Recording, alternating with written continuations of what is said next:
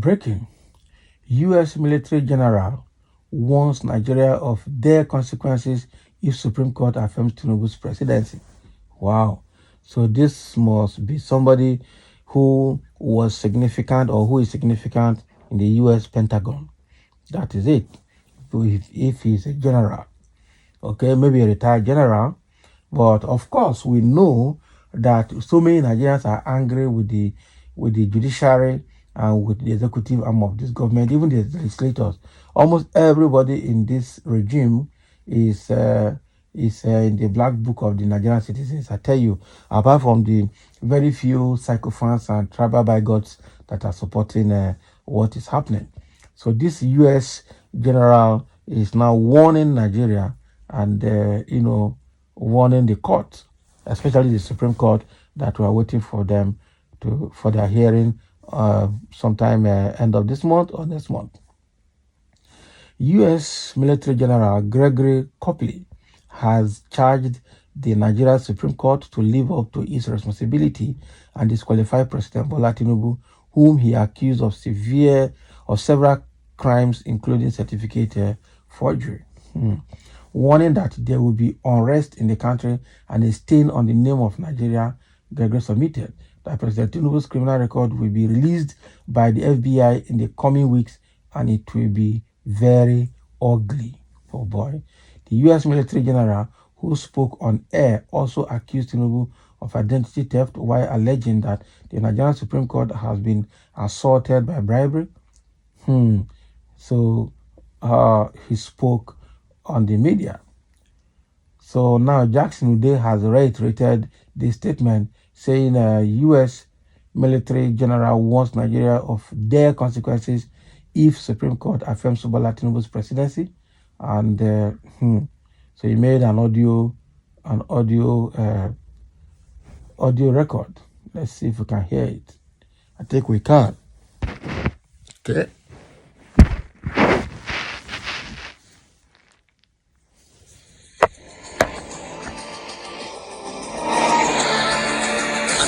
With my good colleague Gregory Copley of Defense and Foreign Affairs, the editor and publisher. He's traveling. He's in London. We come now to the Nigerian election of 2022, concluded with the victory going to the man representing the establishment, Bola Tinubu.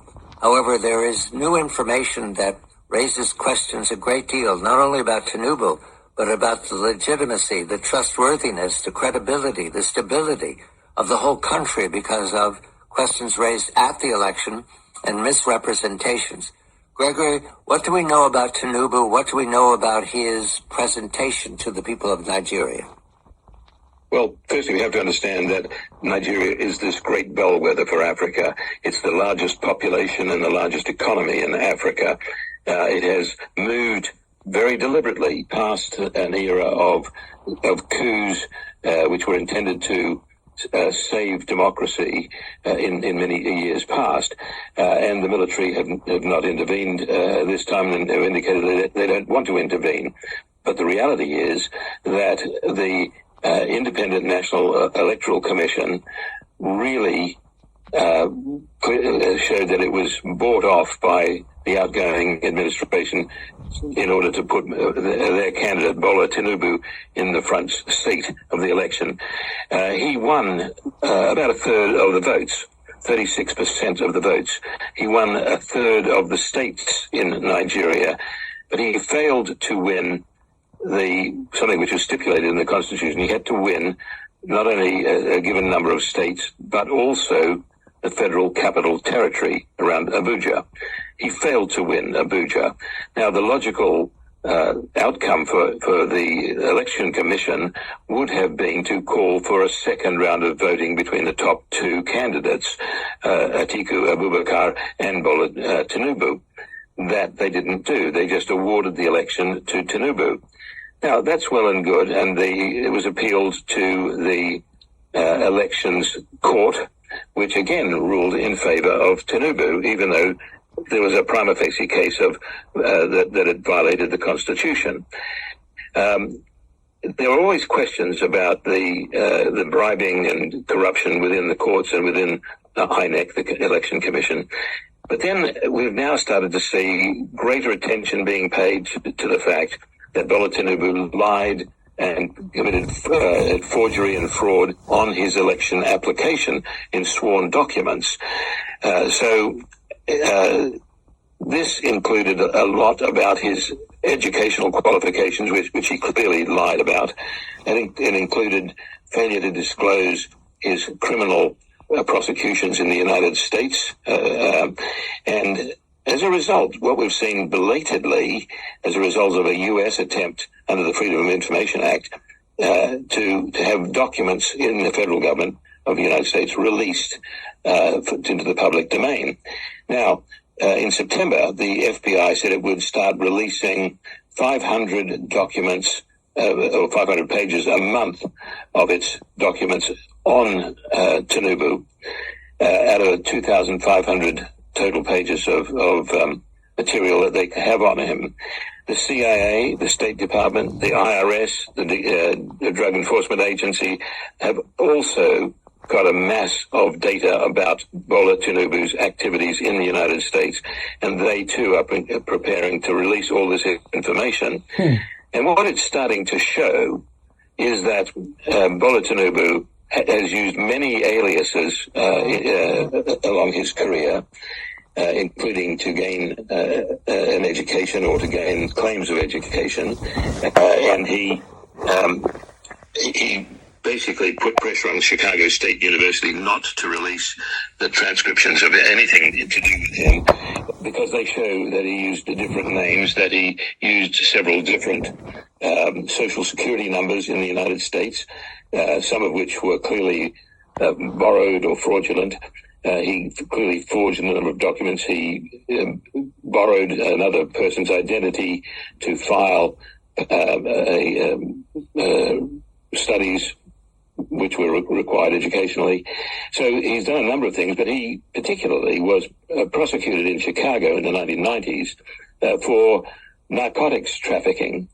And he basically pleaded no contest to that and escaped with a forfeiture of $460,000 rather than go to prison. So there's a lot which is coming out about him. So the appeal against the election outcome after being rejected by the election courts is now getting ready to go to the Supreme Court of Nigeria. That's going to be accompanied by all of this other information about Tinubu's forgeries, if Bola Tinubu is in fact his name. But he's lied on about literally every aspect of his life. So it gets to be a very interesting situation. It's to the point now where if the Supreme Court does not overturn this election, then there will be serious consequences. I've had it, and that's one of the reasons I'm in London speaking to a lot of my African correspondents who've come up to meet me, is that there will be consequences such as a move to impeach President Tinubu, starting either in the Senate or in the House of Representatives in Nigeria. But certainly there's cooperation among House and Senate people, the politicians there, to start not only an impeachment of the president to overturn the election, but also to start censuring or impeaching the Supreme Court if it fails to do its duty, and also, of course, to start prosecuting officials within INEC, the Independent National Election Commission, as well. So this starts to get very, very ugly. The military has basically said, well, we don't want to be back in government ever again. It's just too damaging to the country to restart the clock every time. But what you will see is an increase in public unrest. You'll see the government being unable to coordinate any compromises with its neighbors in ECOWAS, the Economic Community of West African States, in the fight against the jihadist movements such as Boko Haram and Islamic State West Africa and the like. So this is going to get really ugly really quickly and will further impact the Nigerian economy unless the Supreme Court does its duty. Now, I raise that we have a minute, Gregory. Go ahead. We have a minute. The Supreme Court is actually being assaulted by the Tinubu State House with bribery offers and all manner of coercive measures. So the 7 justices who we now know have been chosen for this Supreme Court case really are up against a massive dilemma, whether they cave to corruption, which they may, or whether they bring the country into real chaos. Has either the UK government or the US government commented? We've got 30 seconds. No, they have not commented, but the fact that the US government has now caved completely and is releasing documents over 5 major agencies, starting with the FBI, is a statement in itself. Gregory Copley, editor and publisher of Defense and Foreign Affairs. He's traveling. He's in London. The unfinished and deeply, deeply troubled election of 2022 in Nigeria, influencing all of Africa. Everybody watches very carefully what happens in Nigeria. This is CBS Eye on the World. I'm John Madison. Wow. So that is the analysis coming from that man who just, that is... You're listening to Yeah, so from Gregory Copley, retired U.S. military general. Is he really retired? I don't think so. Okay.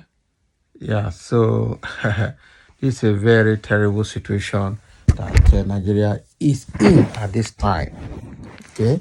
And Jackson Ude, a former AD to ex-President Goodluck Jonathan, shared Gregory's statement on Thursday, recorded Carlo, one of the lawyers of former Vice President Atiku Abubakar, presidential candidate of the Democratic Party, had accused Tinubu of certificate forgery. So with all of this in place, it's a serious one. Responding to questions at the press conference in Abuja last week, Carlos said one of the documents released by Chicago State University showed that Tinubu allegedly forged the certificate of a black American lady. So I know that a few Nigerians will make something about the comments. Always, I don't know why some people are still defending this crook certificate forger. That is it. That is the country we are in. Someone say go and clear up the mess you left behind in Vietnam, Afghanistan, Libya, Ukraine, etc. in the name of democracy, and also clear up the cocaine-laden White House of President Biden before lecturing Nigeria on who should not be president. That is, they are talking to the U.S. now. It will shock you by the time Tinubu is exposed and removed. I pray you don't die of heart attack. Can you imagine? They already sorted themselves. Nigeria is a country of fraudsters, and it is just natural that the chief of them all should be the president. US should leave us alone. Can you imagine? This crook called Gregory is sick upstairs and downstairs. He is schizophrenic patient and needs psychiatric therapy. Someone says it's an internal affair. Is that correct? Okay.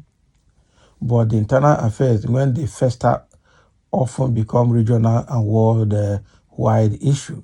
Somalia and Sudan started that way. We all can see where their so-called internal affairs have degenerated to. A word is enough for the wise. So that is that, and thank you for listening. Let's have your comments.